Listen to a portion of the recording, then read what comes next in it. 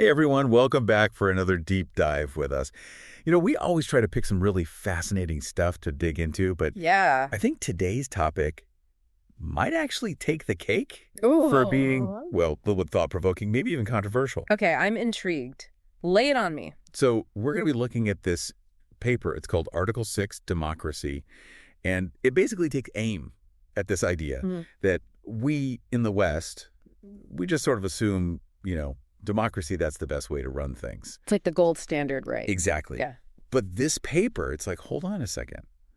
What if democracy isn't all it's cracked up to be? Yeah, the paper really goes there. It argues that democracy, even though we often think of it as being tied to individual freedom, Right. might not actually be the best thing for, like, the overall well-being of a whole population. Okay, so let's unpack this a little bit. The author, they start out by saying, okay, if you want a democracy to actually work, you need a few key ingredients. You need citizens who are engaged, informed, moral people, the kind of folks who put the common good ahead of their own personal interests. Sounds lovely in theory. Right.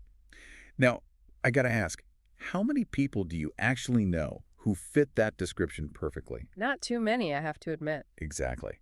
And the authors, they seem to agree. They argue that over time, democracies, they kind of start to, well, they fall apart a bit. They devolve? Yeah, devolve. People become complacent. They get more and more focused on just their own little world, their own needs. And that's where the historical perspective that the author brings in gets really interesting. Yeah, tell me more about that.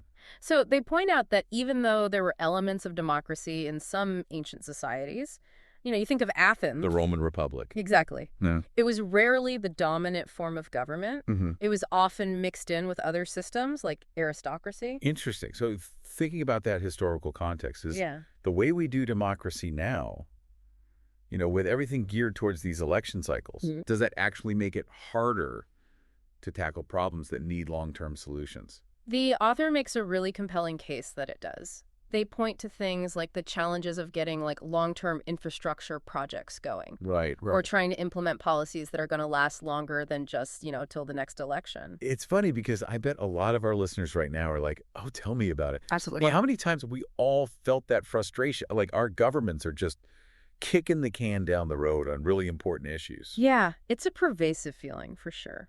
And this paper really makes you think about the systems, the structures that are contributing to that.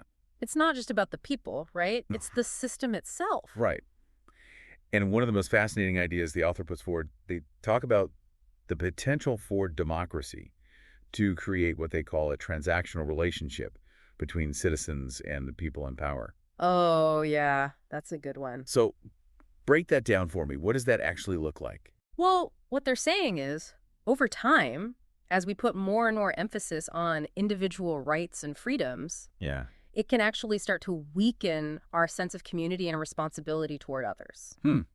I see where you're going with this. Right. So it becomes less about making voting decisions based on what's best for everybody Right. and more about what's going to directly benefit me, the individual voter. It becomes kind of like a what's in it for me kind of thing. Exactly, instead of what's in it for us. And, the author argues that kind of dynamic is ripe for exploitation by politicians. Oh, absolutely. Who are more interested in making promises that sound good. Sound bites. Yeah, sound bites. Yeah. Rather than actually creating real, lasting change. No, I don't want our listeners to think that the author is just totally anti-democracy. No, they're not saying throw the whole system out. But they do seem to think there's a place for it, specifically at the local level. Yes.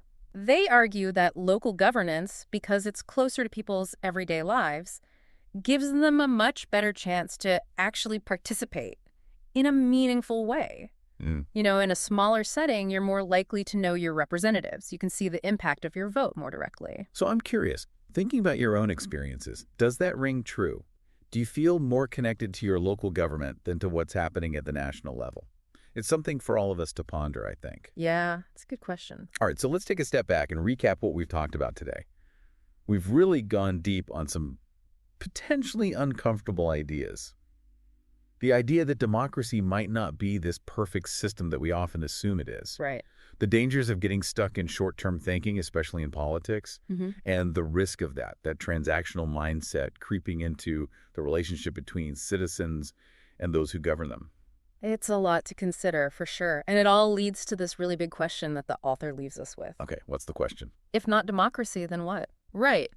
Are there other ways we can think about organizing ourselves, governing ourselves, that might actually address some of these concerns Yeah. while still protecting individual rights and freedoms? That is a question, isn't it? Right. That's a question for all of us to grapple with. We've given you a lot to chew on today about how we govern ourselves and the future we want to build. We're just getting started. Exactly. So keep those wheels turning, folks. This conversation is far from over. Definitely not. Thanks for joining us on this deep dive, and we'll catch you next time. See you then. Bye, everyone. Bye.